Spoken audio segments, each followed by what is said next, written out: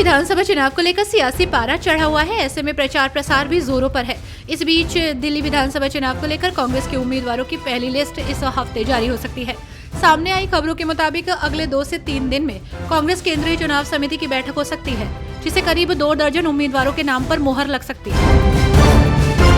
BPSC 70वीं संयुक्त प्रारंभिक प्रतियोगिता परीक्षा की तिथि को लेकर उठ रहे सवालों पर आयोग ने स्पष्टीकरण दिया है।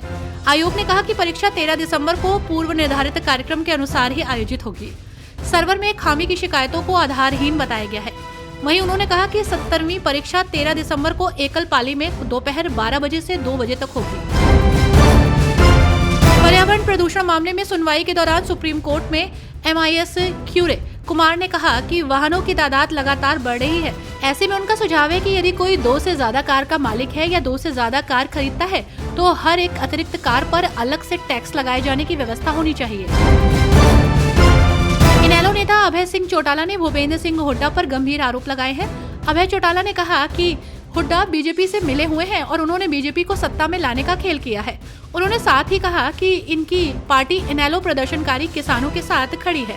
उन्होंने कहा कि जो दीवार किसानों को रोकने के लिए बनाई गई है, उसे तोड़ने पर ब्रिज भी क्षतिग्रस्त हो जाएगी। शीतकालीन सत्र के दौरान ही केंद्र सरकार एक राष्ट्र एक चुनाव विधेयक संसद में पेश कर सकती है। सामने आई जानकारी के मुताबिक सरकार ने इसके लिए तैयारी शुरू कर दी है। कैबिनेट ने एक देश एक चुनाव पर रामनाथ कोविंद समिति की रिपोर्ट को पहले ही मंजूरी दे दी है।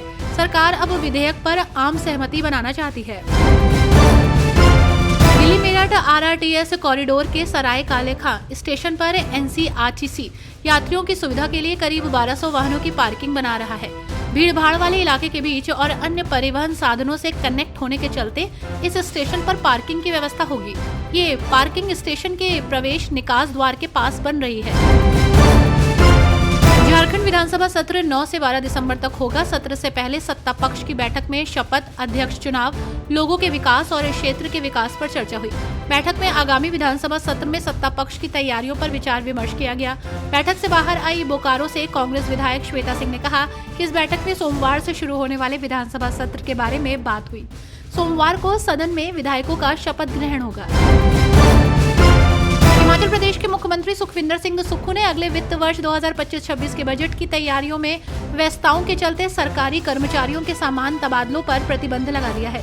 मुख्यमंत्री की प्राथमिकता प्रदेश को आर्थिक रूप से मजबूत करना है, जिसके लिए सरकार लगातार वित्तीय संसाधनों को तलाश कर रही है। बजट में बौद्धिक रूप से दिव्यांग बच्चों के लिए विस्तृत योजना लाए जाने के संकेत दिए गए हैं। राजस्व सचिव संजय मेहरोत्रा भारतीय रिजर्व बैंक के नए गवर्नर होंगे। वे वर्तमान गवर्नर शक्तिकांत दास की जगह लेंगे।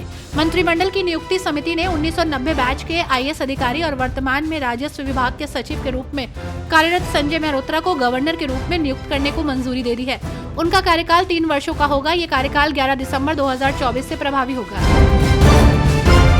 कांग्रेस नेता और पूर्व CM हरीश रावत ने दावा किया है कि शीतकालीन 4 धाम यात्रा शुरू करने का शुभ कार्य उनकी सरकार के समय किया गया, जिसे सत्ता परिवर्तन के बाद भाजपा के दोस्तों ने बंद कर दिया। अब मुख्यमंत्री पुष्कर सिंह धामी को समझ आई और शीतकालीन यात्रा शुरू करने का निर्णय लिया।